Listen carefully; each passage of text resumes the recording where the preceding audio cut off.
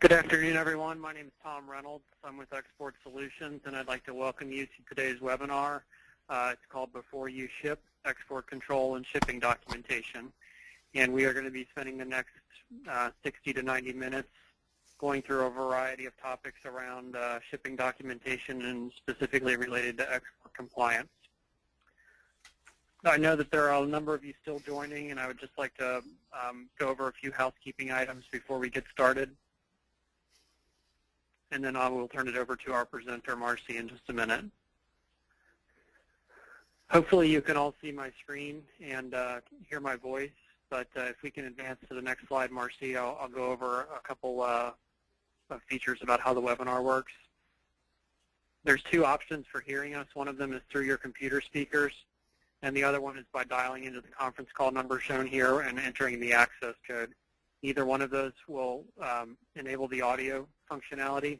I will say that everyone on this call is muted right now, and we will keep it that way. There are a lot of people on the call, and for us it's just easier to keep all of the attendees muted, and we will dialogue with you and address questions through the chat toolbar on your webinar interface or through the Q&A toolbar. So if you have questions as we go throughout, feel free to send those through. I know some of you are already sending questions through, and that's great. But or if you have any questions about the technology or any technical issues, go ahead and talk to us through the questions or the chat toolbar, and we'll try to address those. One of the questions that we get often, and I will address it up front, is can you send me a copy of these slides? And the answer to that is yes. If you go to our website, exportsolutionsinc.com, there's a webinar tab at the top of the page. And typically within a week, you will be able to access the slides from today's session there. You'll be able to download a PDF of those slides. And you will also be able to access a recording of this session. We're recording this session right now. The video and audio is being recorded. And we'll post it on our website there, again, typically within a week. So just go back to exportsolutionsinc.com where you registered for this session. And if you look under the section called Archive Webinars, then you'll be able to access the slides and the recording. I did want to just give a brief mention to our next webinar, which is actually going to be next week. This is a special session that we are doing outside of our normal lineup of free webinars, and it's specifically around export reform regulations. Many of you may be familiar with some of the rules that are being implemented this year, specifically for aerospace suppliers and Category 8 of the USML. So we're going to be hosting a special session. It's the next Wednesday, a week from today. That's June 19th at 1 o'clock. And if you go to our website, again, on the webinars tab, you can sign up for that session. If you're in the aerospace community, or you work in any type of aerospace parts, or you're registered under Category 8 in the ITAR, this is a definite session that you want to try to attend, because we're going to be going over the rules that are changing and also give you a lot of practical tips and advice on how to prepare for those rules, which go into effect in October. So I just recommend that session for you as well. Again, my name's Tom Reynolds. I'm the Vice President with Export Solutions, and I'm going to now introduce Marcy, who's our presenter, and then turn it over to her to talk about export control and shipping documentation. Just a brief background on Marcy. She has more than 15 years of experience working in trade compliance, specifically export compliance, with a number of Fortune 500 companies. She's a subject matter expert in EAR, ITAR, OFAC, and as well as a number of EU and other foreign country import-export regulations. Marcy is a licensed customs broker. She has been since 2004, and she's a graduate of the University of Colorado at Denver, majoring in international business. She is also a former adjunct professor teaching import and supply chain courses at the Austin Community College International Business Institute. So Marcy joins us today from Dallas, Texas, and I hope you're doing well today, Marcy. Great. Thanks, Tom. Yeah, very hot today out here. Can't be hotter than Florida where I am. Well, maybe it can. I don't know. Thanks, Tom. So just a brief overview of what the agenda is today. The main purpose of the training today is really to go through the various export documents. We'll focus on the primary documents in an export transaction. So there are quite a few different documents, and there's specialized documents that are required for various countries upon import. We're not going to go through each one of those, but the main documents that you would need for any transaction and that would help as you facilitate the export clearance as well as the import clearance. And in particular, we'll go through the commercial invoice and what information is required and what is that commercial invoice used for. Then we'll talk about some sales transactions. So various types of sales transactions and how they're set up will determine who is responsible for the export documentation and who would be the exporter of record, importer of record, depending on how those sales transactions happen in your supply chain. And then we'll go through the record-keeping requirements for your shipping documents, and then what next steps that you should be looking for or various departments that you should be working with to help facilitate the information that would go on your shipping documentation. There's actually a lot of effort that companies have to go through to ensure that the shipping documentation is correct. So we'll talk about what different departments and areas you need to focus on. So what are the shipping documents? So the main documents that we look for, and the reason why they're so important is because they are legal documents. Your commercial invoice is actually a contract, and it's used for legal purposes, so it's used for customs clearances to assess duties and taxes that are owed on the goods as they're being imported out, as well as certain countries. If you're exporting from certain countries in Latin America or in Asia, they also assess taxes when you're exporting goods. So the information that's on that commercial invoice, the value, the quantity, the classifications, HTS codes, harmonized tariff schedule codes, or other identifiers will constitute what taxes would be assessed to those goods when they're exported. And then therefore on the import side will also be used for the importing purposes. It is also used for things like insurance claims. So if you have a shipment that is lost or damaged in transit, the commercial invoice is what it is used, or a copy of it is also used to show what products are being shipped, as well as some of the other documentation like your Airwaybills or your bill of ladings is also used to prove that you had insurance on the products if you're purchasing insurance from a carrier or a freight forwarder. It may also be used for quality purposes. So for smaller companies where they don't have a robust quality system, they may use the documentation to show what serial numbers are for certain products are going to different customers, and that may be their record of the different items that have gone. And then they would use that to track the different things such as warranty dates and service agreement dates for those particular products on those invoices.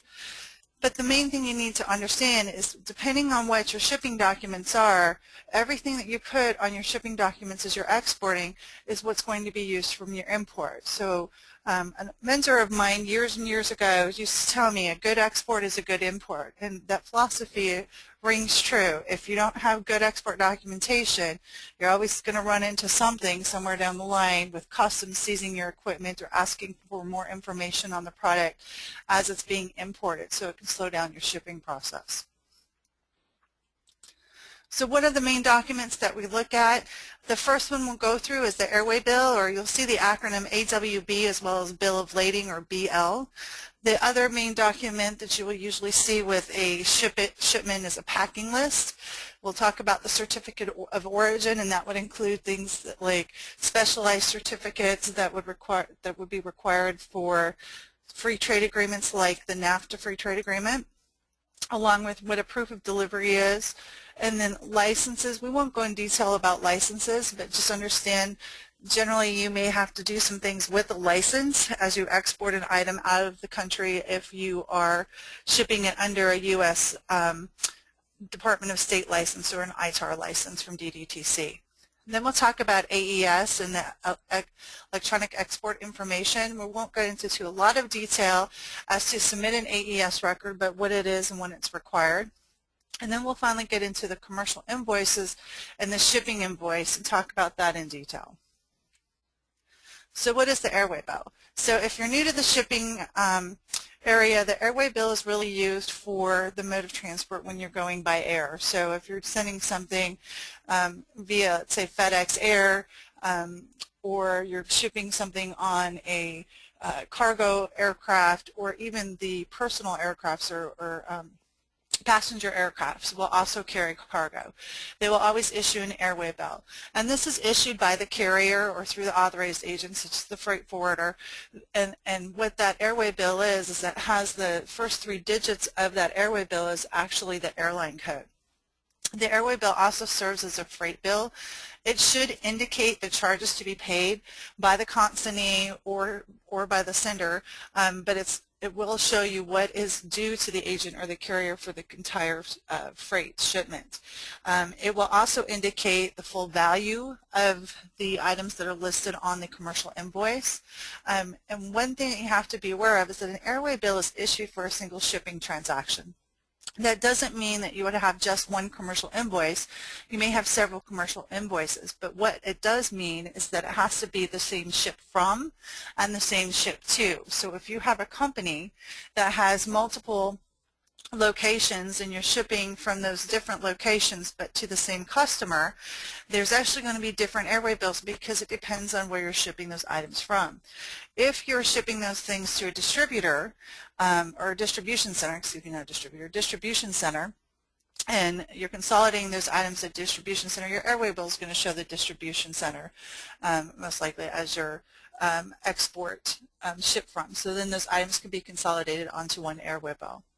The airway bill is also a required document for customs clearance in just about every country that shows proof of the freight amount billed for the goods carried, because a lot of the valuation requirements for goods is that it's going to add in freight, inland freight, to the port of export as the item comes over.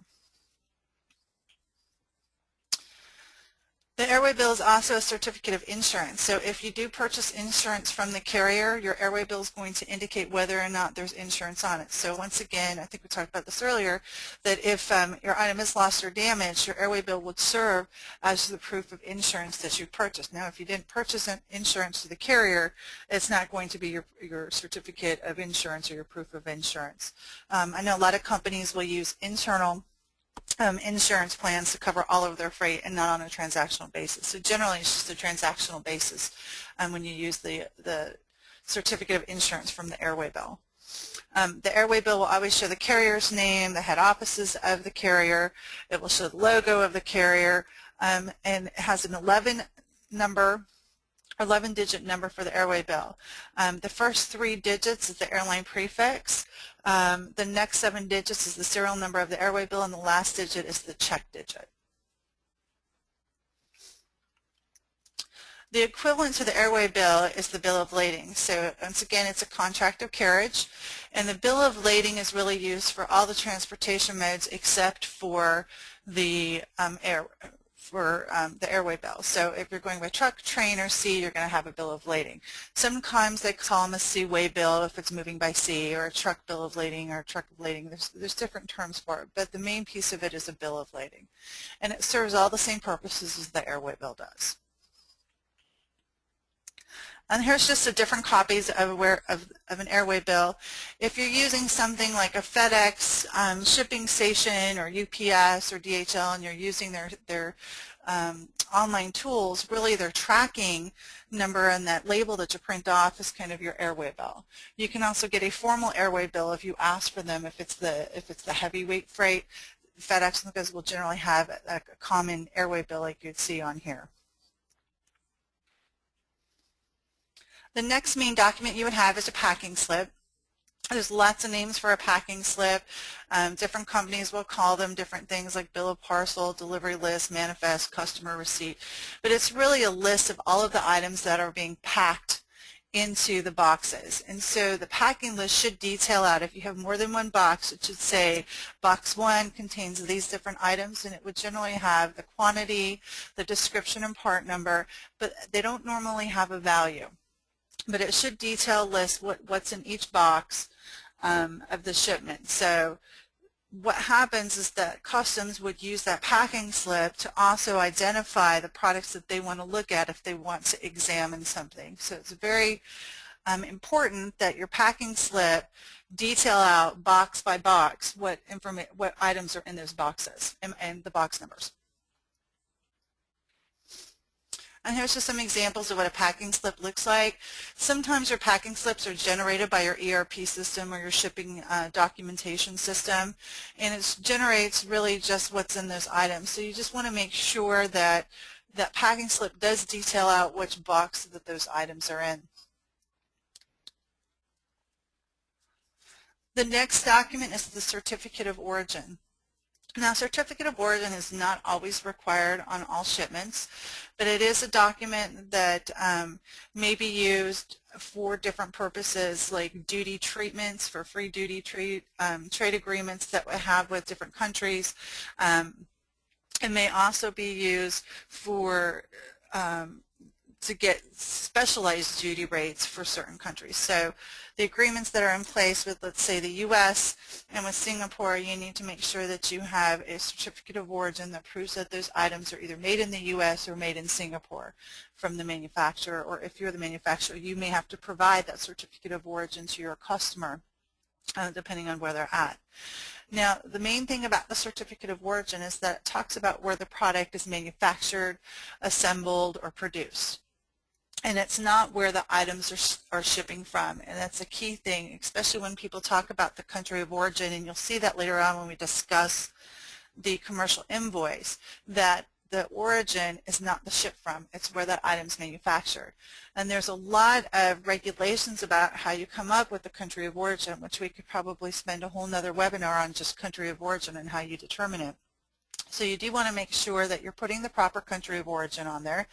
I will tell you that just smacking a label onto a product does not change the country of origin. There has to be a substantial change in the product, in the part of the classification as it applies to the harmonized tariff schedule for the origin to change. But like I said, that's a whole nother webinar. But you do want to make sure that when a certificate of origin is required, that you provide one.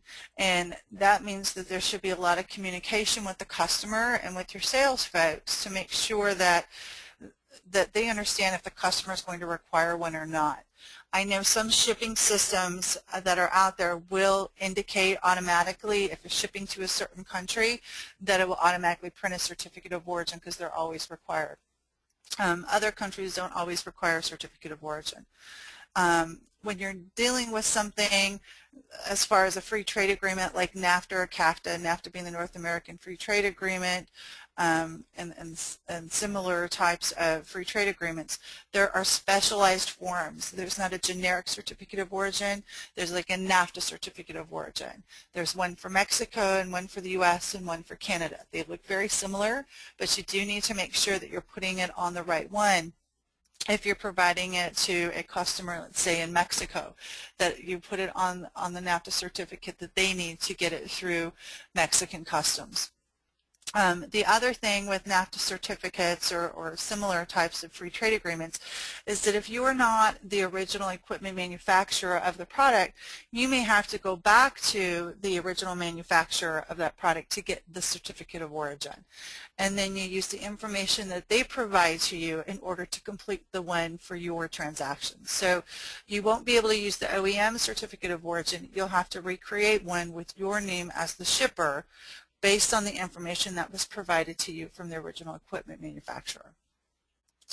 In addition to that, some countries may require specialized or certified types of countries certificates of origin.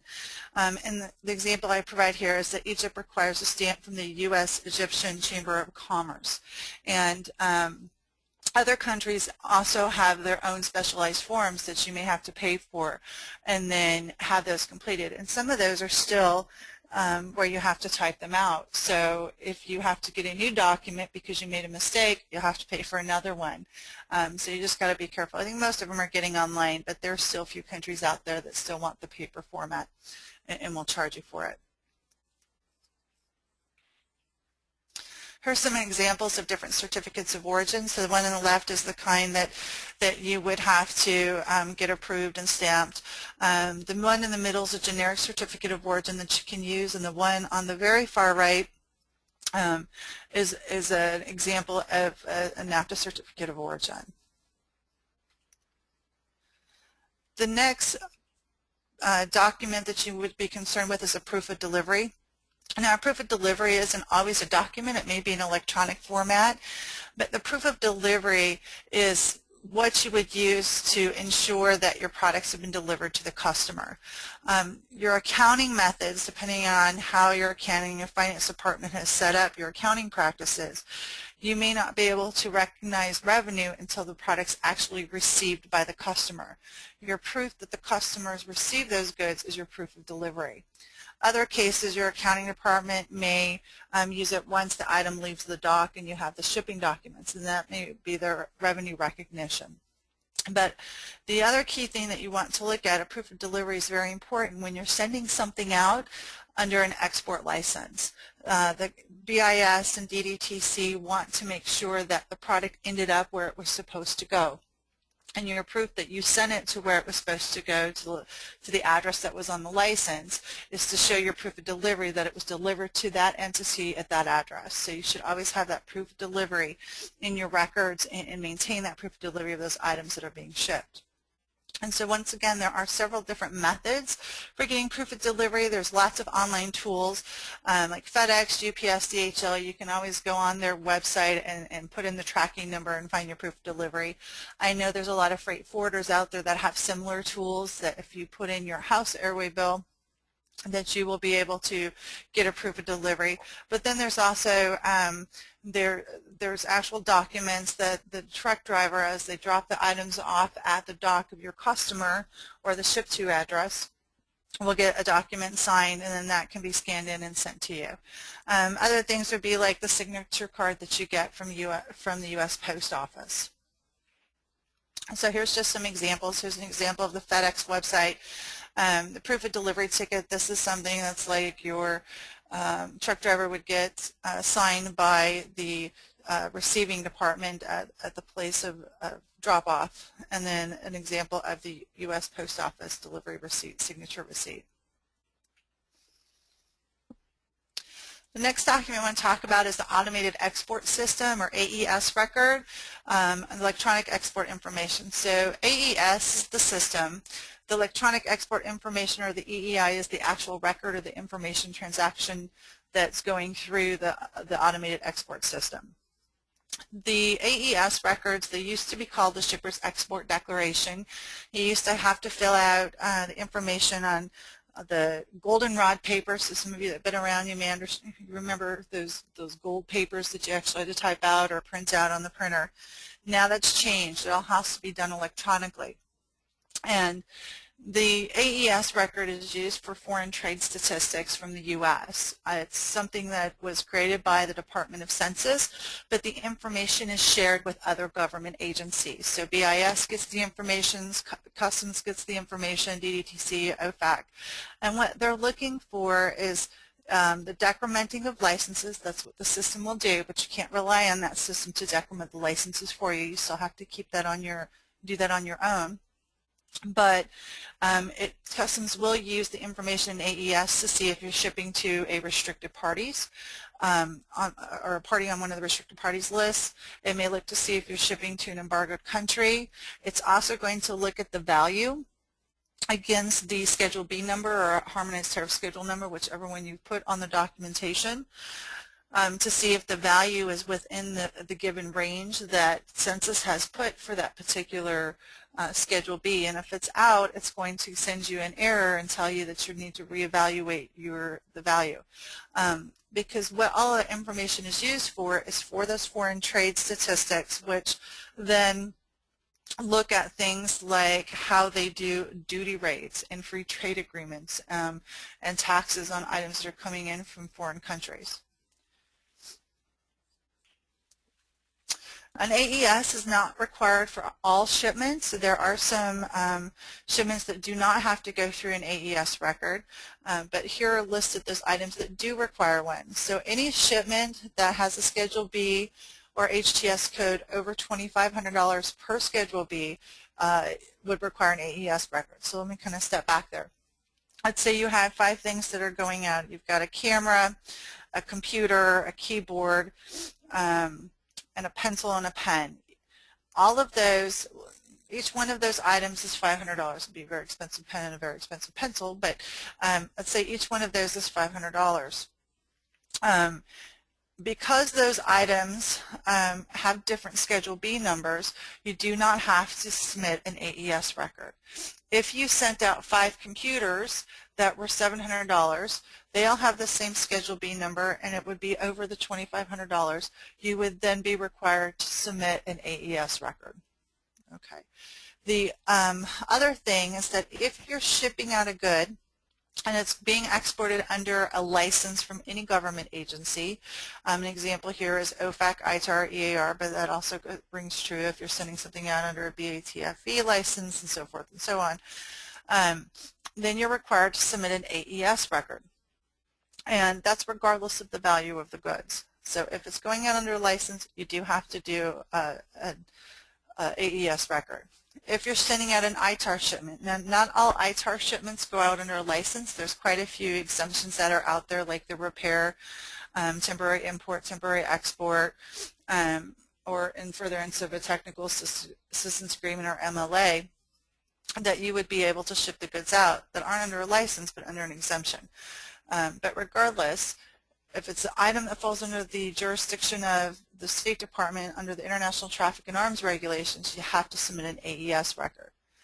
Shipments to Canada do not require a license, only in some instances, and that would be the ITAR items. So there are some exceptions as to when you have to submit an AES record. A lot of folks get a question is, do I need to submit an AES record for items going to Puerto Rico? And the answer to that is no. Okay. AES, I'm sorry, the answer to that is yes, you do have to submit when going to Puerto Rico. I take that back. The AES example, this is just an example of the AES PC Link system. So once again, the AES system is an online tool. You can use the AES Direct, which is a web-based GUI interface. They also, you can download the AES PC Link. That's software that downloads onto your computer. And the reason why you use that versus the AES Direct tools, because the AES Direct tool, you can't really pause and come back and put the information in because it times out on you. If you use the AES PC Link tool, you can enter in a lot of data at one time or multiple shipments at one time, go have lunch, come back, finish the data, and then send them all at one time to AES. So the AES PC Link and AES Direct, they end up going all to the same place. Now, you also may have different carriers that have their own services. If you're using like a FedEx tool, UPS, or DHL tool, or even some of the freight forwarders out there to enter in the information, they may already be integrated into AES, and your submissions can be submitted that way. AES also can be done by your freight forwarder. And generally, your freight forwarders will charge you a fee to submit the AES records, but they will do that, and they'll probably use AES Direct or some other tool that they've created internally. But all of that information that they submit into the AES tool is going to be based off your shipping documentation. So the final document that we're going to go through today is the commercial invoice. And I get a lot of people that said, well, what's the commercial invoice? And the reason for that is that there's various names for a commercial invoice. But if you look into the regulations, they usually call it a commercial invoice, so I'll just refer to it as the commercial invoice. But other names out there, the pro forma invoice, shipping invoice, customs invoice, they're all really the same thing.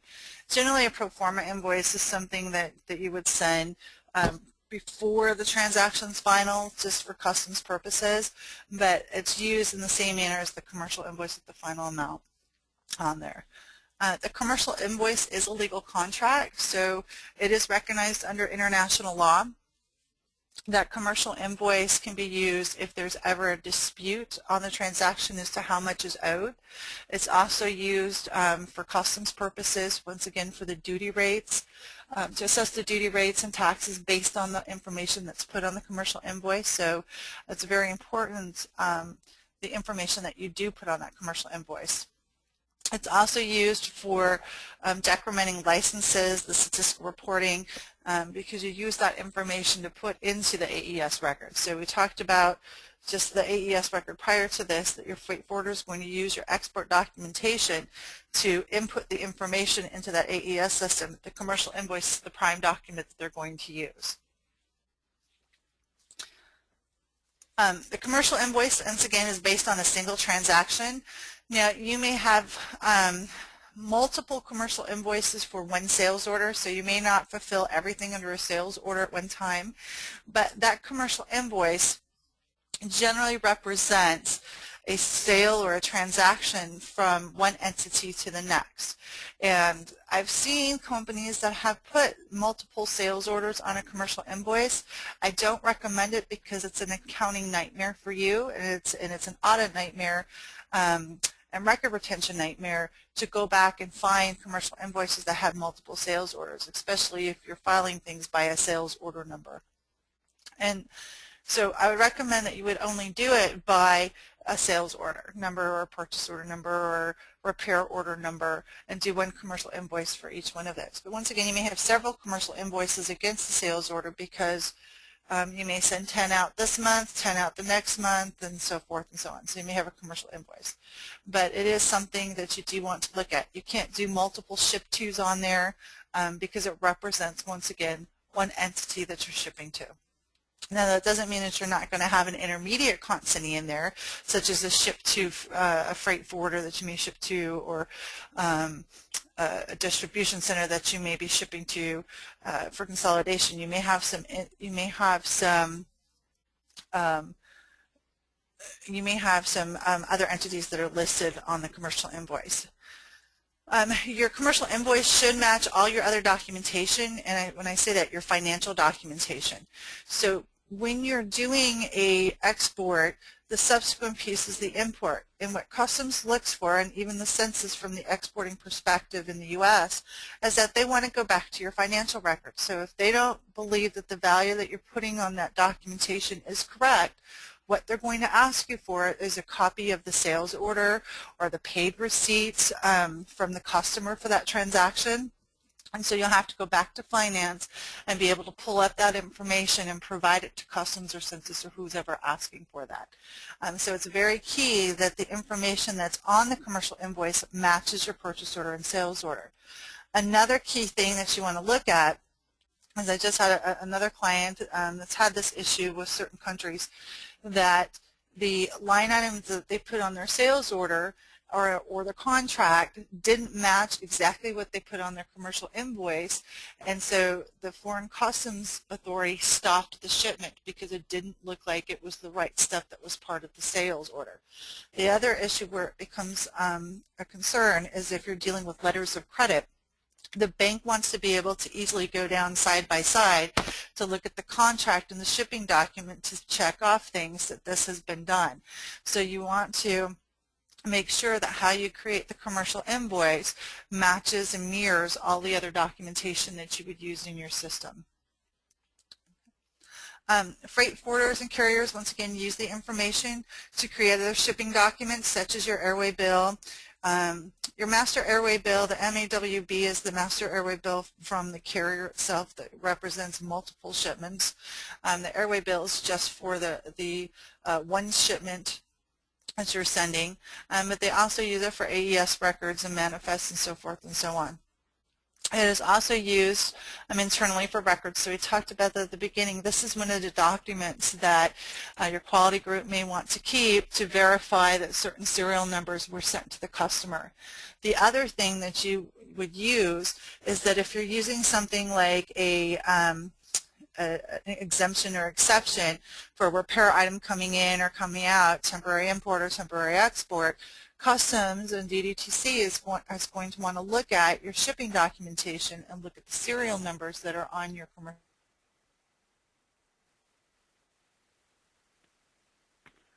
Marcy, this is Tom. We lost your audio for a second. Can you hear me?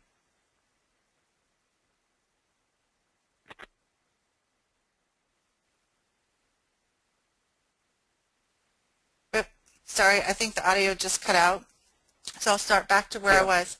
Okay. Yeah, we lost you there for a second, Marcy. Can you hear me? Yeah, now? I'm not. Yeah, I can hear you. Okay. Sorry about that. I'm not sure what happened. I just got a note up there on the GoToMeeting that the audio was lost. So to kind of go back to saying with the serial numbers is that Customs may request a copy of your commercial invoice for the export. If you're doing a temporary export exemption, when you bring it back into the U.S., they may ask for a copy of the commercial invoice to prove that that was the one that was actually exported. So you do want to make sure that your commercial invoice has that information on there so that you can easily track it. Okay. Here's some examples of commercial invoices where we'll go through commercial invoices in a little bit more detail following. But this is just an example. Commercial invoices come in all different sizes and varieties and look different. The commercial invoices for a lot of companies, if you have a robust ERP system, a lot of the ERP systems like SAP or Oracle will print off commercial invoices or have modules that will print off commercial invoices based on the information in your ERP system. I've seen a lot of individuals that create commercial invoices using Access or using a Word document or an Excel document. You can also do commercial invoices using freight forwarder system or a FedEx system, UPS system. They all have the ability to create commercial invoices as well. And I know there's an awful lot of vendors out there that will create commercial invoices in their software. That's all that their software does is will create shipping documentation and keep it for records. So kind of going on even more with the commercial invoice, what are the main elements that you should have on a commercial invoice? Not all of these items are a requirement for a commercial invoice, but they are things that I would recommend that you put on there to make your life a lot easier for customs clearance and for record keeping purposes to go back and track. You will always have to have a ship to, and that is actually who's receiving the product, a ship from, and a sold by. So your sold by and your ship from may not be the same person. Your headquarter company may be the sales entity in one state and it's shipping from your manufacturing facility in another, so there are two different ones there. But your sold by is really your U.S. principal party of interest, not your ship from. However, your ship from information needs to be on there for AES records because you need to know the origin state in the AES record. Your ship to may not necessarily be your sold to, and you need to have your sold to on there as well. I don't see that on the list, but that needs to be on there as well. Your sold to entity is your importer of record in the receiving country. Even though you may be shipping to a different location, whoever you're sold to is the responsible party for importing into the country. Now, when you're doing things like internal company transfers, your sold to is going to be the company where you're sending the inventory, the records to. It's really a sales transaction, even though it's an intercompany transfer. You're transferring the inventory from one book to another book under accounting. There's not an internal company transfer unless something's happening in the accounting records. So that needs to happen in order for it to be a true internal transfer. There needs to be a price and money movement. Okay. You should have your part number or SKU number, whatever your company calls it, on there. Your part number and your SKU number, this is important, needs to match whatever your sales order matches, because I'll tell you, I worked for quite a few companies where they end up shipping out a part number, but they sell the product under a SKU number. So when the customer receives the product, they're like, that's not the right stuff. And that's because they're receiving the part number versus the SKU number. So you need to make sure if you are sending it out by part number that somewhere in the description or how you're setting up the commercial invoice also indicates the SKU number. especially if there's lots of parts under, let's say a SKU may be a top-level part that's customized, and then you have all these additional parts underneath it. Somewhere in there you need to be able to identify those parts go to that SKU. Because customs will have a hard time, and you'll have a hard time verifying value and that what was under the contract is really the right place. So I'd start up front and making sure that you can coordinate those two items. You always have to have the quantity, and right underneath the quantity I have unit of measure. It's very, very important because your unit of measure is not always each or units or items.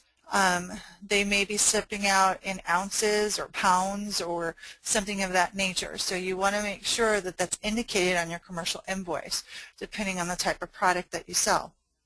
In addition to that, you need to have the value of each item as well as the extended value. You always need to add the currency that's on there. In the U.S., you should always be adding the U.S.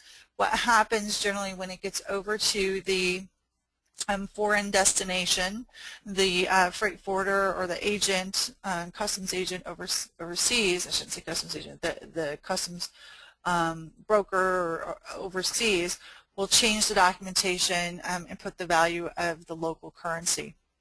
And in some cases, the commercial invoice may have to be converted into a foreign language. So most Latin American countries require the commercial invoice to be in Spanish, as well as Japan and Japanese and so forth and so on. And so there's some conversion that goes on there. You may also want to think about adding, if you're doing a lot of business with Latin American countries, you may want to put a U.S. description in there as well as a Spanish description in there. So you have to look at your business to see what makes sense. But you do need to put a description in there of the product, and one of the key things is to make sure that your description is clear, and we'll talk about that in a little bit. You should have your country of origin on there.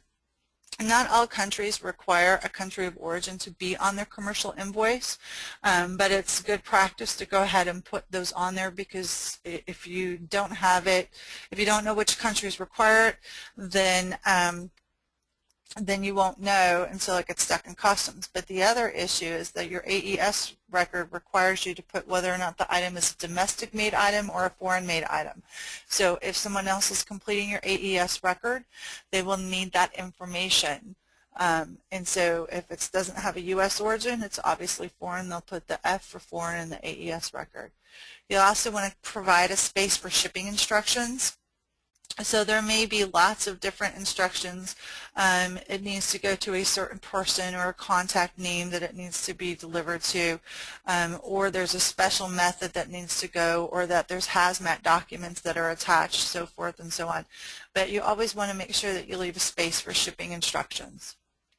You may also want to put things like the license number, and that the license is on hold with the freight forwarder at this port, or something of that nature.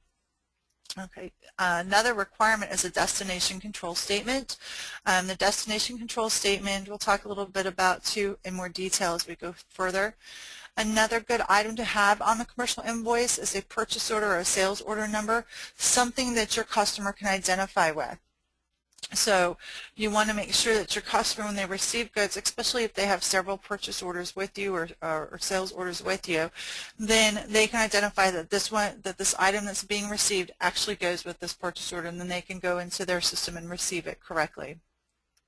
One key thing with the commercial invoice that I see a lot of companies do not do is a unique identifier for the commercial invoice. You may call it a shipment number as well. That's going to be different than your purchase order or sales order. So we kind of talked about, you may have several shipments against a purchase order. So you can't really use your purchase order or your sales order number as your unique identifier. Same thing with your Airwaybill. Your Airwaybill may have several commercial invoices. So you really want to make sure that your commercial invoice has a unique identifier, a number attached. And if you're not sure at which number to use, I always just say use the date and then the -1, -2, -3, -4. That may be the best way to do the unique identifier. Another good thing to have is that if your products have serial numbers or the equivalent to a serial number, that you would add that in by the line items, or add that in so that those can be easily identified later on if you need to. Other information or other government agency information. Some products require an FDA certification or an FCC. So for example, FDA, if you've got your computer monitors because they emit radiation, they require an FDA certification for items coming into the U.S. If you're sending the items out, you may want to go ahead and put that on there, especially if you're doing service or warranty with those products. If it comes with it, go ahead and put it on there. That way your customer has that information if they need to send the products back. In addition to that, you want to do your Incoterm or payment method. So we had the seminar last month on Incoterms, but you want to make sure that you put that in there because that will help the freight forwarder identify who's paying for what on that shipment. Clearance instructions, so if you have an agent overseas that will be clearing goods, or if there's a customs broker or agent that's different from who the carrier is, so let's say you're shipping something FedEx, but it needs to be cleared by your customer's customs agent, you'll want to put instructions on there of who to contact. That would include their name and number and probably an email on there. You'll have your carrier freight forwarder, and I would always suggest you put your Airwaybill or house Airwaybill on their tracking number. Would also go on your commercial invoice.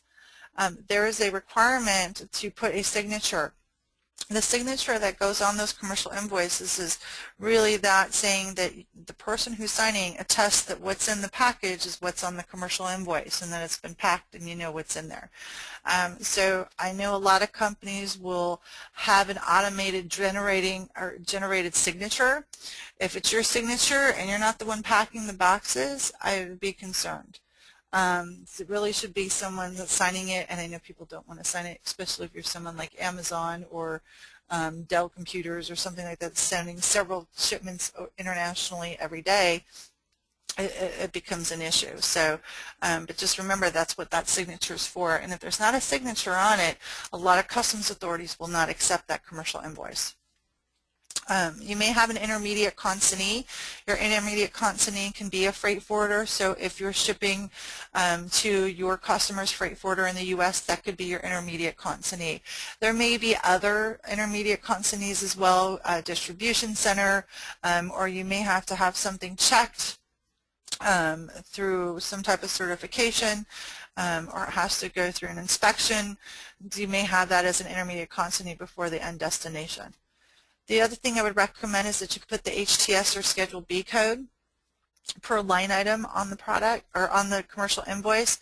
If you're using the Harmonized Tariff Schedule Number, you want to make sure that your customer knows that it's the U.S. Harmonized Tariff Schedule Number because other countries may have the last two digits may be different. Some countries only use 6 digits or 8 digits, whereas the U.S. uses the 10 digits.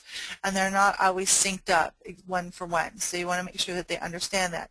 You also want to differentiate between whether the HTS or Schedule B, because if they're used to seeing the HTS code, they can easily line it up with whatever on their regulations or their local country HTS code.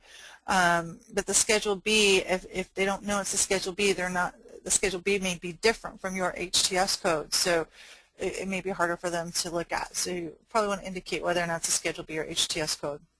If not on the document, then somewhere else. Like just give them that information. I would also recommend that you put the ECCN or USML category for each line item.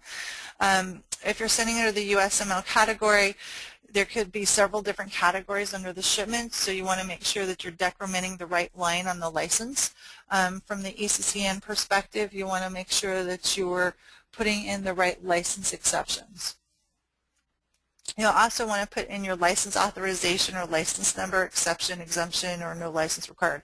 I'd also put that in by line item because one line might be EAR 99 with a no license required.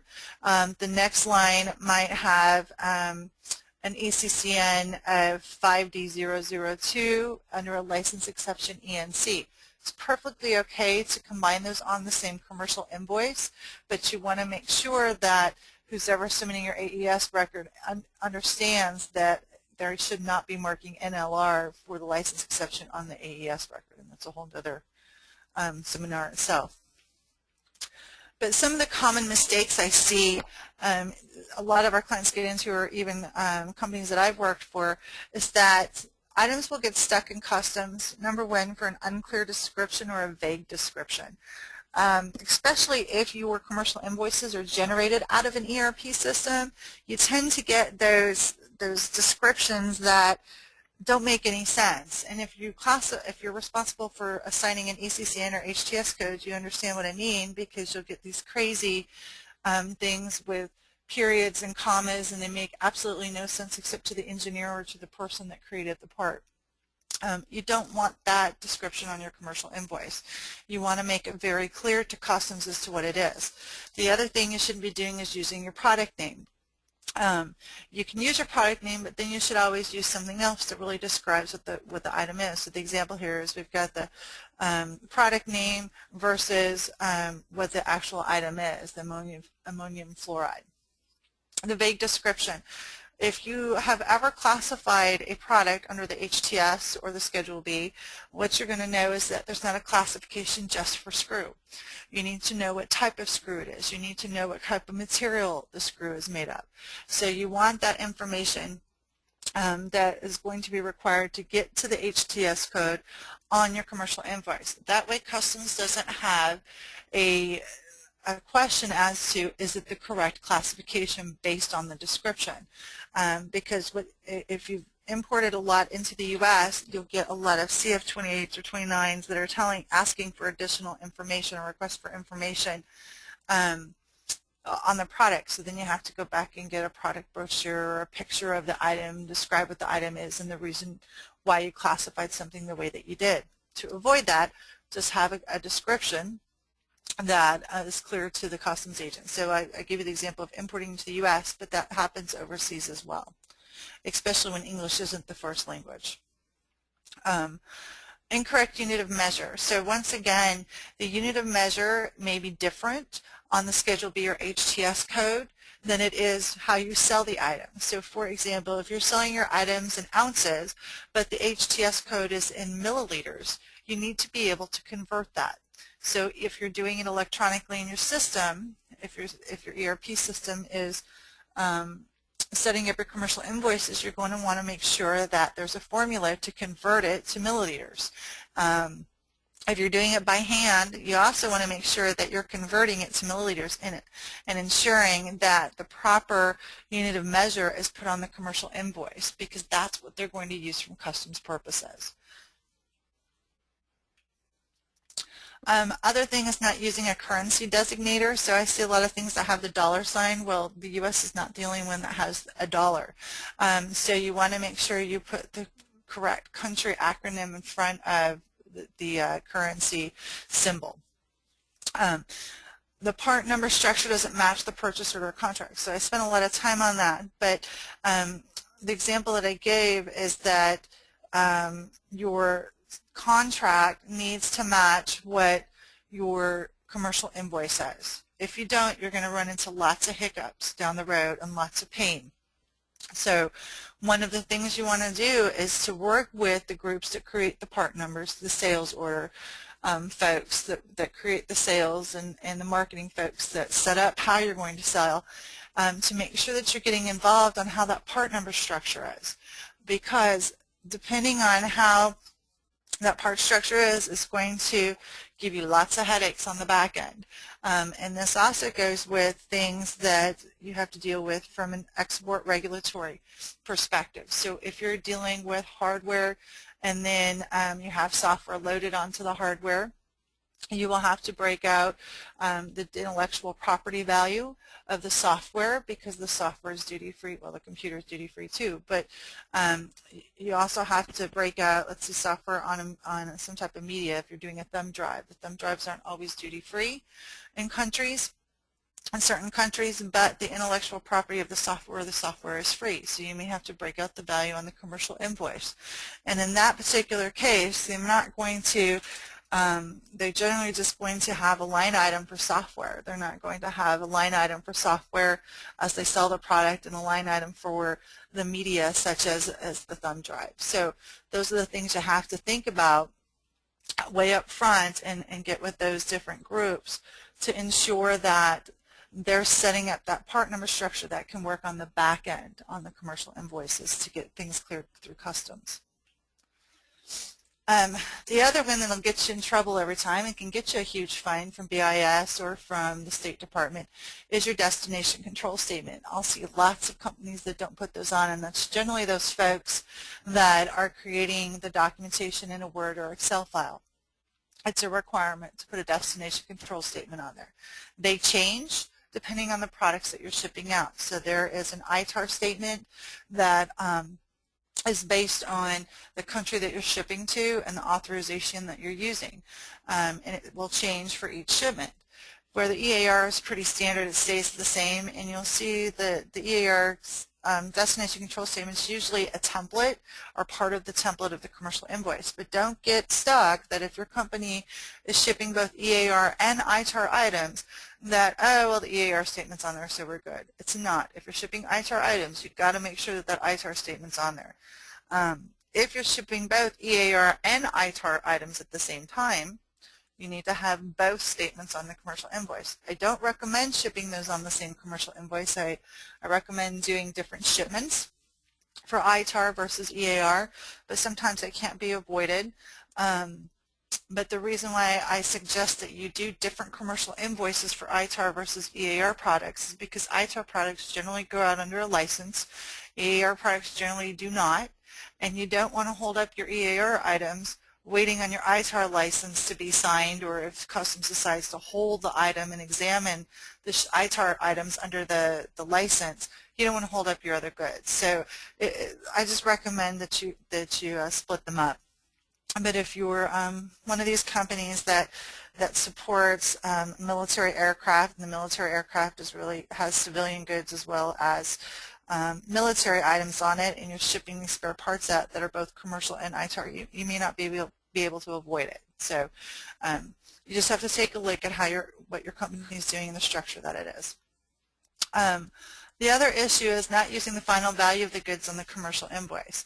And what I mean by that is that you're not adding in the additional charges, or you're not adding a line for the freight charges into the goods, because that is really what's required from an importing perspective. So you need to make sure that that's added in. The other thing is that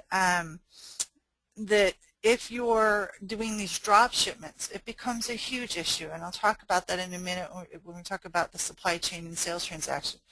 Drop shipments are a huge issue, and people will get their products stuck in customs for undervaluing the goods, or somewhere down the road when they get audited by customs, it becomes a huge issue because they can't come up with the right records to show the value.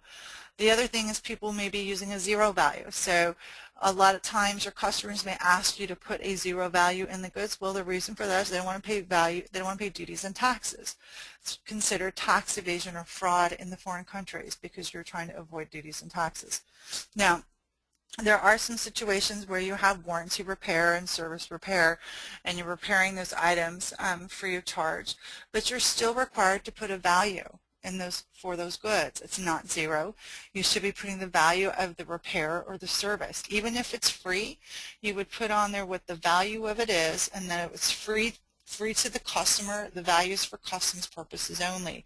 There still may be a duty or a tax that's assessed to it, even though it's duty-free. So if you're providing a warranty service to your customer where it should be free, you should be able to you need to understand that your company may be responsible for the duties and taxes for those goods as they're being imported in, and you have to work that out with the customer because the importer has to pay those duties and taxes. So they may bill it back to you, or you work with their freight forwarder, or you have a freight forwarder there if you have an entity there where you can be the importer of record. So there's certain things that you need to set up. Let me just kind of go back to this little box down here. The document submitted to the importing country, customs officials must represent the price paid by the importer. So there's certain value methods that are used on goods. Under the World Trade Organization, there's really three main values that you can use, and that's transactional value is the first one. And so transactional value is the items at what the items were sold at. So that's the majority of the shipments that are out there. If you have some other situations like your internal company transfers, it's really whatever you transfer the product and the price at, what the inventory is, and there should be some type of profit that's added in. That's a customs regulation. Whether it's 1%, 2%, 3%, it needs to be at the value that would normally be sold in that country when you do the international transfers. So that's still the transactional value because it's whatever that transaction price is for the internal company transfer. There's other things where you have deductive value and computed value, but I'm not going to go into that. If you have questions on value, just let us know and we can get back to that. So let me give you an example that we have here. We have a shipping transaction between the U.S. and Canada. Canada Export Inc. buys a product from the U.S. Producer Inc., who's located in the U.S.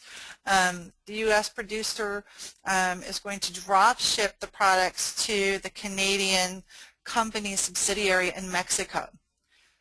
So who is responsible for the shipping paperwork? Now the issue here is that while the transactions between the U.S. and Canada, there's a transaction there. There's also a transaction between the Canadian company and its subsidiary in Mexico. So here's the intercompany transfer of goods. The drop ship is that you're not sending it back to Canada and Canada's going to Mexico. You're going directly to Mexico. So who's responsible for the paperwork? The issue becomes is that the U.S. producer creates the documentation showing the price sold to the Canada for export from the U.S. That documentation, you're going to create your commercial invoice and all the paperwork, and you're going to use that paperwork to clear customs in the U.S. So your AES record is going to show the value that the items were purchased from you in Canada.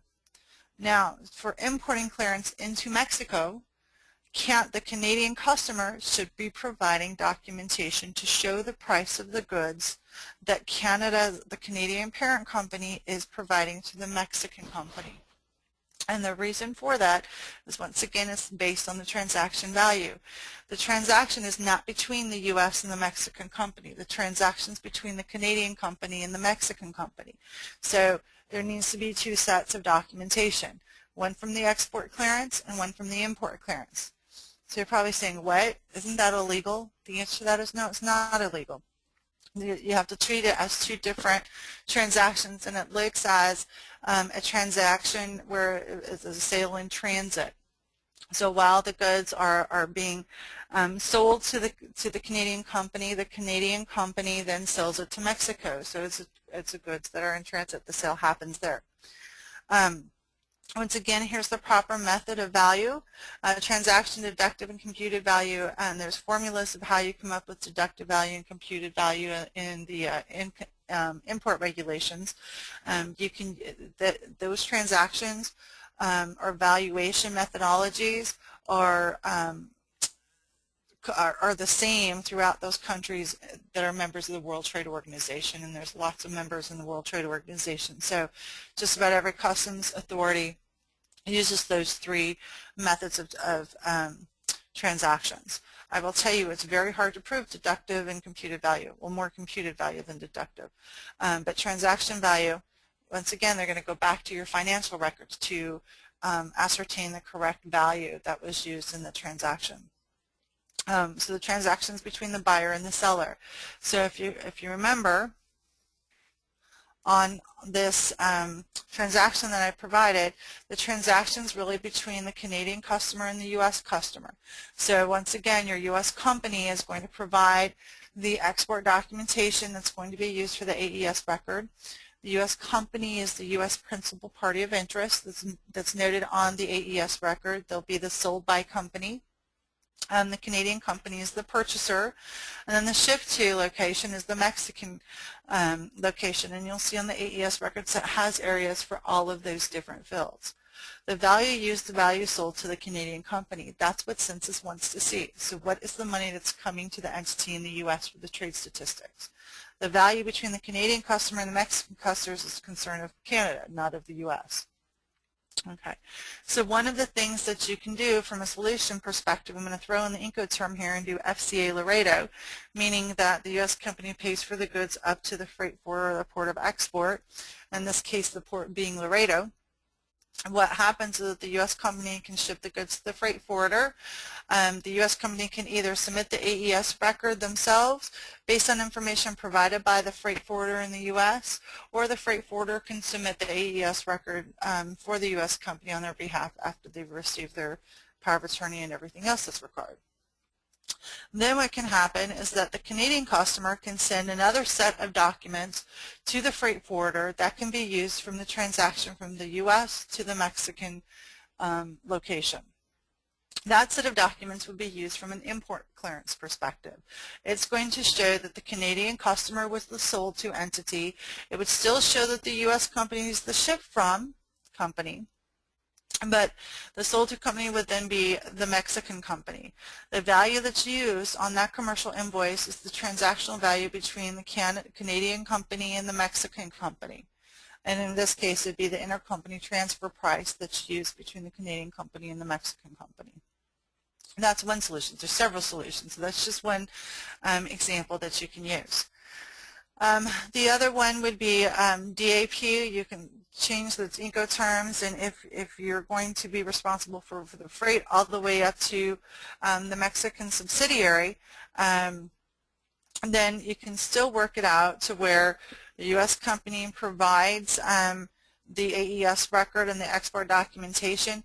Remember, there's always going to be this middle person in customs clearance between the U.S. and the foreign company. And the U.S. become customs brokers, and other countries they're agents or representatives, or they're not always brokers. They're not always called brokers. So there's generally another person here that acts on behalf of the importer to get the items through customs and submit it through customs. So instead of the freight forwarder on the export side of it, you can give it to the agent or the customs broker on the import side. That documentation can be sent to them. I've also seen it where, in this particular case, a Canadian customer may send the documents to the U.S. customer or to the U.S. company seller to add the documents in with the records. I've also seen it where the information is already provided electronically to the U.S. company to print the documentation for the importing, and this is a subsequent, or just it's attached to the documents that we use from the exporting perspective. I've seen it go to the freight forwarder electronically. So there's lots of different things that you can do set up to make sure that the documentation gets there. Time and time again, I've seen companies that get in trouble because it's the wrong value. And the wrong value because there's always going to be a profit that's put into the sale of goods, including intercompany transfers. And so what that means is that the value is going to be raised between the Canadian parent company and their subsidiary in Mexico versus the transaction between the U.S. company and the Canadian company. Hopefully you understand what I'm trying to say there. But the issue is that Mexican customs is thinking you're undervaluing the goods and will stop the shipment, seize the shipment, and give you fines and penalties. But if you're dealing with certain countries like Brazil, the fines and penalties can be 100% of the value of the goods. So in that case, you even want the goods back. I mean, it just depends. So just keep in mind that you really got to be careful with that valuation and using the proper documentation. All right, I'm going to move forward with the record-keeping requirements. So what records should be kept? All shipping transaction documents. Anything that you use in the shipping transaction, you should keep on file. You're required to keep them on file for 5 years.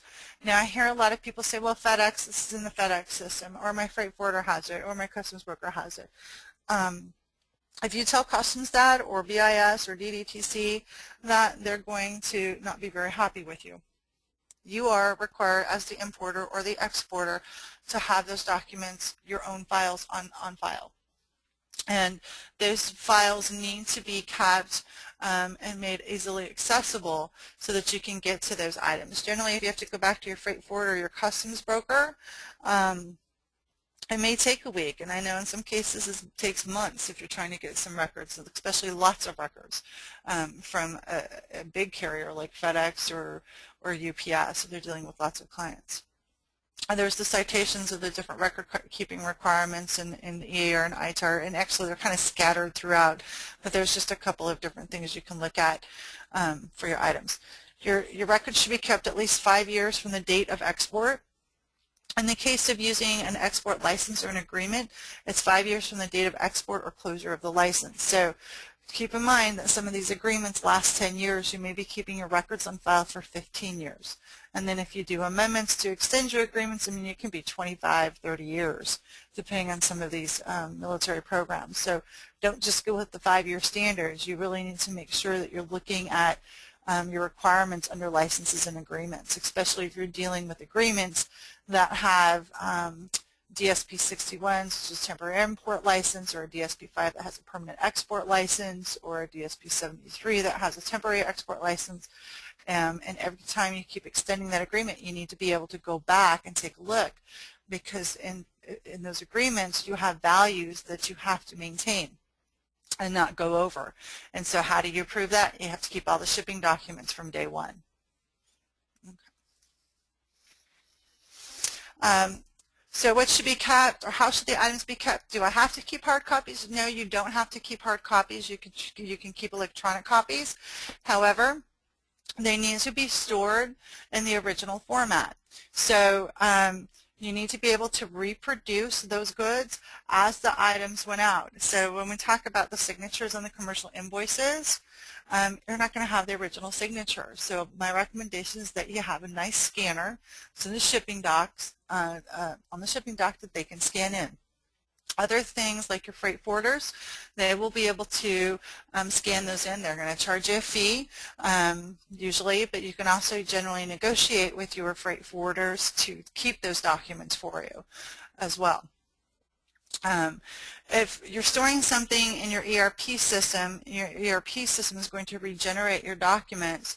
You need to make sure that it can't be changed. So a lot of times what happens is that a discount may be applied later on to the remainder of goods, or the price changes. A lot of times what happens is that the sold to price changes based on the parts and components price. So if your system's not maintaining the records of what the price was at that time that you sold it, it may not regenerate the same item. So you have to go back and look at IT as to whether or not it can regenerate it in the original format. You need to be able to access your files or records within a 24 to 48 hour turnaround.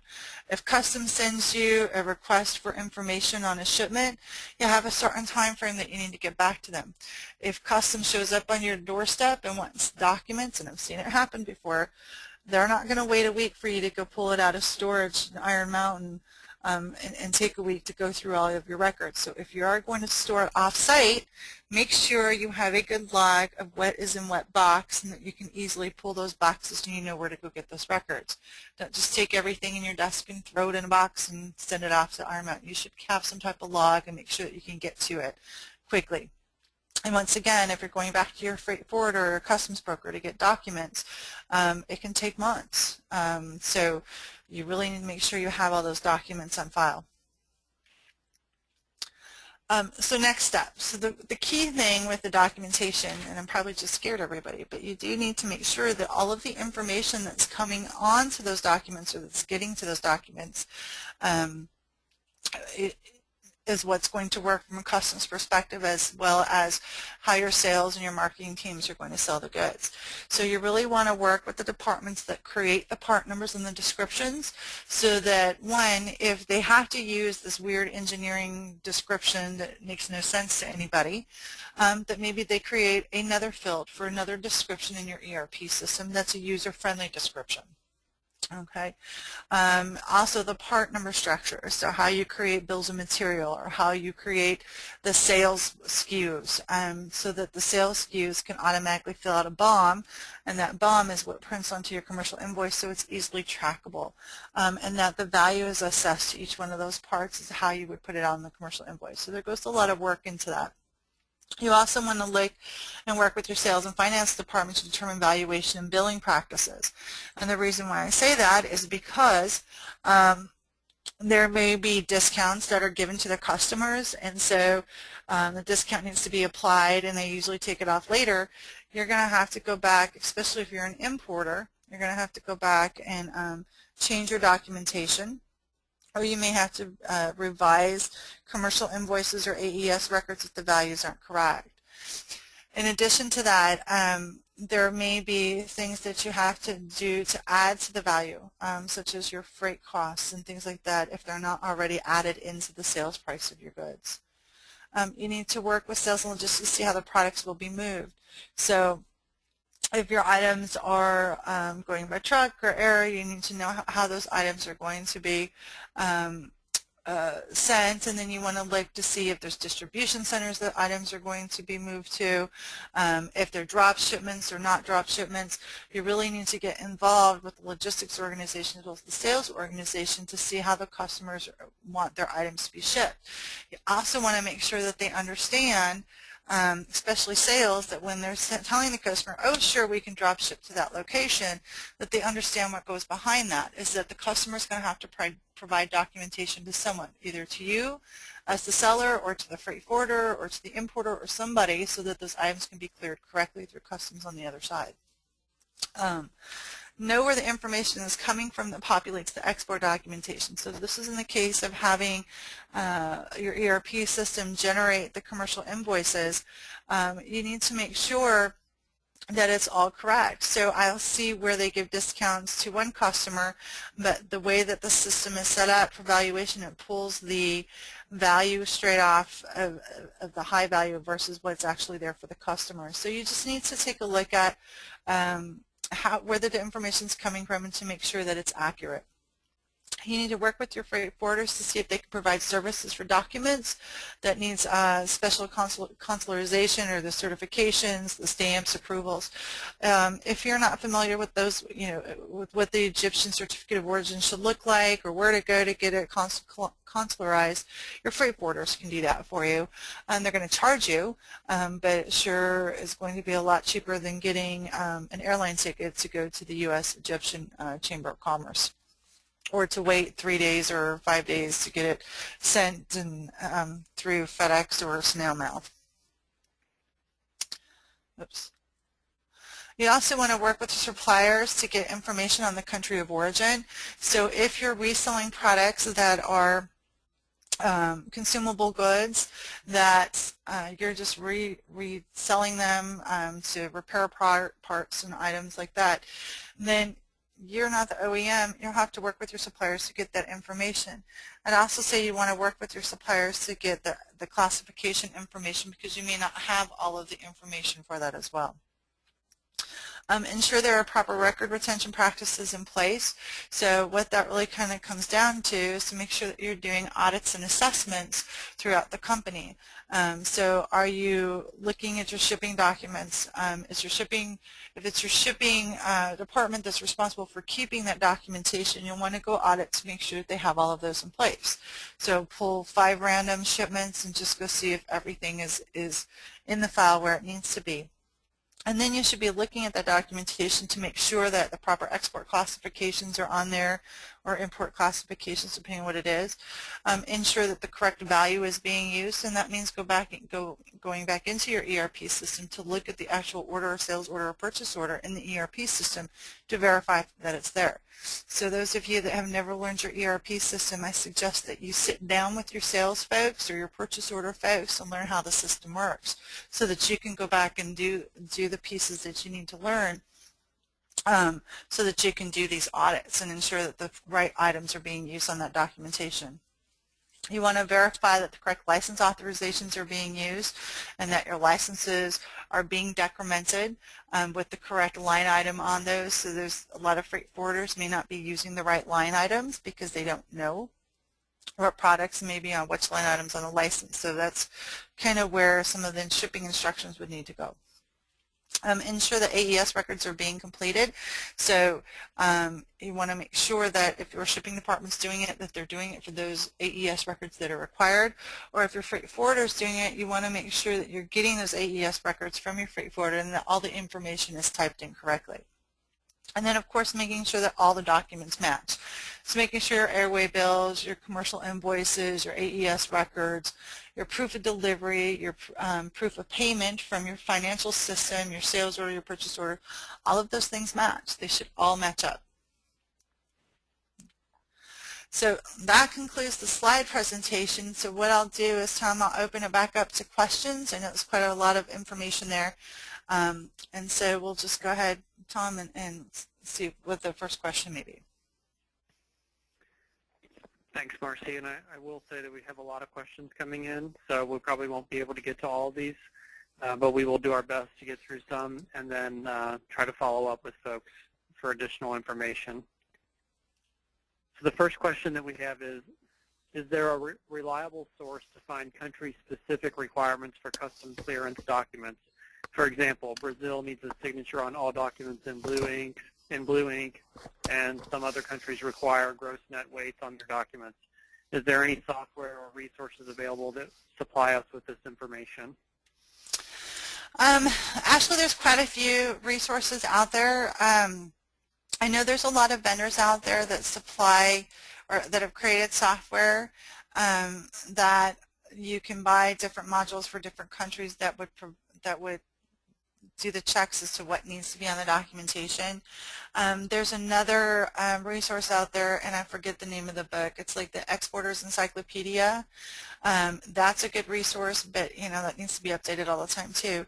Export.gov is another good resource that can do country-specific information. But also, I will tell you that it depends on the customs agent in various countries, especially like Latin America. If you get a cranky customs official, they may want you to do something different than the person sitting right next to you. And because a lot of corruption happens in some of these third world countries, they may require you to do something and then fine you for it because they want the money, but it's not really the fine by the government. So you have to be careful. If you're a freight forwarder or if you have a good freight forwarder, you can also call them and they can tell you. I will also tell you that FedEx's website and UPS's website, probably more FedEx's website, is a wealth of knowledge too. It will tell you requirements for various countries if you go to their website. Great, thank you.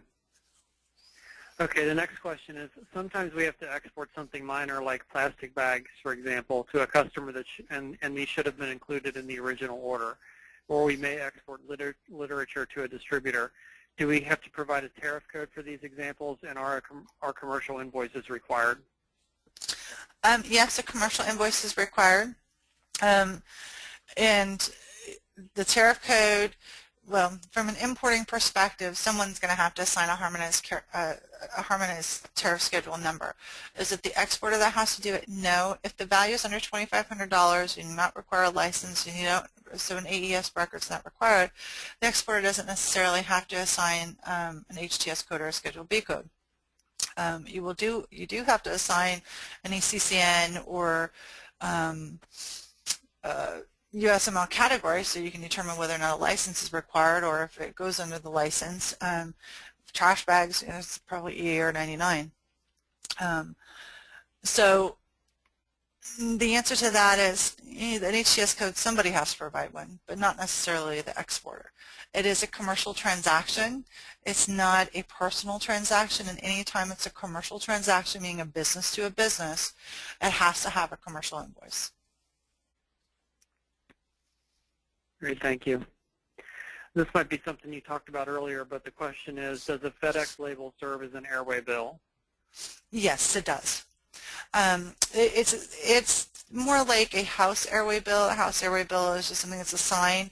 There will be an airway bill generated, but your tracking label or copy of that you get from the FedEx system, it works just fine. Okay. Next question. Would you need a commercial invoice if you are exporting items temporarily? There is no sale occurring or transfer of ownership of the items. Yes, the commercial invoice is required. Once again, it's a commercial transaction, so even if it's a warranty repair or it's a sample, even things that are going out for a free, like for a trade show, require a commercial invoice. So anything that you're doing on a company or commercial business requires a commercial invoice. So there are exceptions and exemptions and methods that you can do to avoid having to pay duties and taxes. One of those is an ATA carnet. So in the example of a trade show, if you're bringing a bunch of equipment with you to the trade show, you can do an ATA carnet in most countries, so I have to add that in there because not all countries accept them.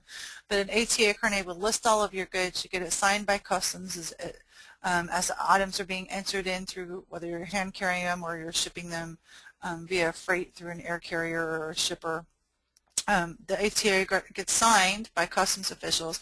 Then when it's coming back out, it gets signed by the customs official. And what that means is you don't pay any duties or taxes for those goods because it's temporary in there. There's other cases, different countries have exceptions that if you're temporarily bringing something in for a certain period of time, you don't have to pay customs, taxes, and duties, but you have to do certain things like import bonds for the company, and then it has to be exported within a certain time frame and things like that to avoid taxes. But you still have to put it on there, and you still have to do a commercial invoice. It still goes through the same transactions as if it was a sale. If you're doing something or like a repair, you have to declare repair value, and then the value that's the duties and taxes are assessed to the repair value. In some countries, they'll assess the repair value and the product. It just depends on the country. That's not the way it should work, but it does sometimes. Generally, it's based on the repair value. If you're doing something on the warranty and the repair, you're not charging the customer for the repair. You still have to put a repair value on there. What would it have cost the customer if they had to pay for it? They're still going to have to pay duties and taxes on that.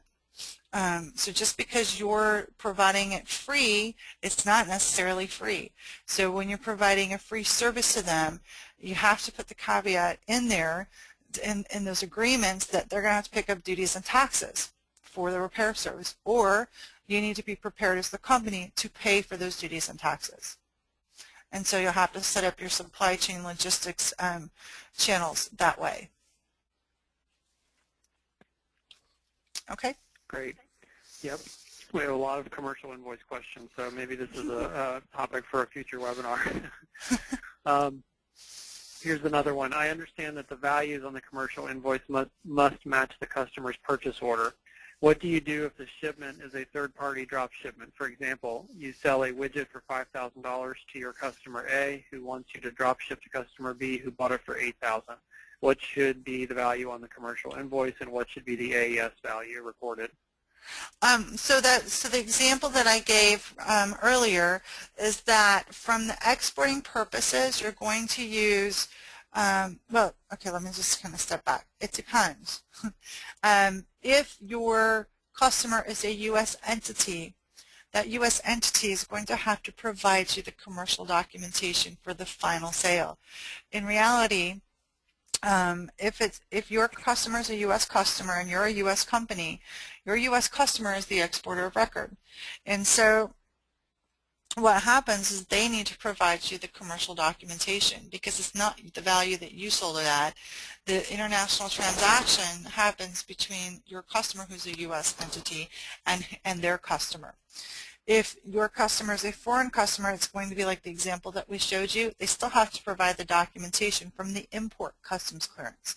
You, as the exporter of record from the U.S., are going to use your documentation for the AES records and export clearances out of the U.S. But that's not the documentation that would be used from the importing perspective. Okay. There's a follow-up to that example, which is, does it make a difference if company A is paid a commission or gets a discount price? So this is the company that's selling it to company B, who was asking them to drop ship it. Well, the commission, no, it depends on if the commission. No, I don't think the commission price matters. It's going to be whatever the value that the foreign company is paying for the goods. That documentation needs to have that transactional value from an importing perspective. If you're receiving a commission for, well, I don't know. I guess I have to go back and find out because I'm not quite sure I understand the question. So let's just table that one, and maybe provide some more details on that question part of it. Okay. Here's a question about Canadian customs invoices. When are they required, and what is an SLI, and when do we need it? So a Canadian customs invoice, so Canada requires their commercial invoices to be on the Canadian commercial invoice. So this is one of those special requirements where your commercial invoice is not good enough for Canadian customs. You have to reproduce your commercial invoice onto the Canadian invoice. And so there's a couple ways that can happen. You can provide your regular invoice and the freight forwarder can transfer it over to a Canadian commercial invoice, but Canadian Customs requires it to be on a Canadian commercial invoice, and it's a certain format. And so that's where if you have your invoices electronically generated by your system, you would want to set something up that if there's a ship to Canada, that it creates a different format, which is the format of the Canadian Customs invoice. And then, okay, oh, and then the SLI. So the SLI is the shipper's letter of instructions. Not everybody fills those out. A lot of times the shipper's letter of instructions is just another form on the back of your Airwaybill or house bill. Really, the shipper's letter of instructions is just really what it is what it's saying. It's instructions that would be used for the freight forwarder. So if you have special instructions, it's going to tell the freight forwarder who do you want to use, here's the different packages and the boxes. If you're doing something under a license, you can say that it's going to a license. So it's really meant for communication between the shipper and the freight forwarder. Some freight forwarders require you to do one, other freight forwarders don't care because it's the same thing over and over again, so they don't really need a shipper's letter of instruction. I would recommend using shippers of letters of instructions if you're not shipping something to your own freight forwarder, or if it's not a transaction that happens time and time again. So if it's a one-up, I always create a shipper's letter of instruction just so that the freight forwarder understands. And it may be things like handing the documents over, sending emails to so-and-so with the documents, and sending us a proof of delivery to this email and that email. I mean, so that's really what a shipper's letter of instruction is. It may also tell you distribution centers and contact names and things of that nature. Okay, great. And here's one more question, and then we'll go ahead and stop for the day. This is also about commercial invoices. In the past, I've understood that the commercial invoice can be created by any party involved, but I'm a little weary of this. I'm a U.S. party. If I sell to another U.S. party but will export on their behalf directly, should I require our U.S. customer to provide the commercial invoice, or is it okay for us to create the CI and complete the AES filing if they have given us the authorization to do so? So you can create a commercial invoice on behalf of somebody else. Of course, you want to make sure you have a power of attorney, but you want to make sure the correct entities are in there. So still, the exporter of record is going to be your customer. And I've been involved in transactions where, say, our contract manufacturer is shipping goods on our behalf. They would put their name, so the contract manufacturer would put the name of their customer, of the person they're manufacturing the products for, on the commercial invoice, and then the ship to would be the customer of the manufacturer, the main manufacturer, if that makes sense. So yes, you can do that. You just want to make sure you're putting the right entities on there and that you have the transactional value, because you may not know what the sales price is between your customer and their customer. So you just want to make sure if you're getting all the right information, yes, you can certainly create documentation on the behalf of somebody else. Great. Well, I know that there are still some other questions that are coming in. I would say that we need to stop this webinar now because we want to be respectful of everyone's time. So if you have additional questions and would like to talk to us further, you can go on our website and fill out our contact form, or I know many of you have my email address and Marcy's email address. You can just send us an email directly and we'll try to help you with some of the more complicated issues if we can. I just wanted to thank Marcy for this topic and this information. It's very complicated, very detailed subject, but I appreciate you going over this with us, Marcy. Again, the slides will be on our website typically within a week, and we hope this was helpful for you. Please join us again for a future webinar. Go to our website to sign up for those. And I just want to thank everyone for joining us today and thank Marcy. Have a good day, folks. Bye-bye.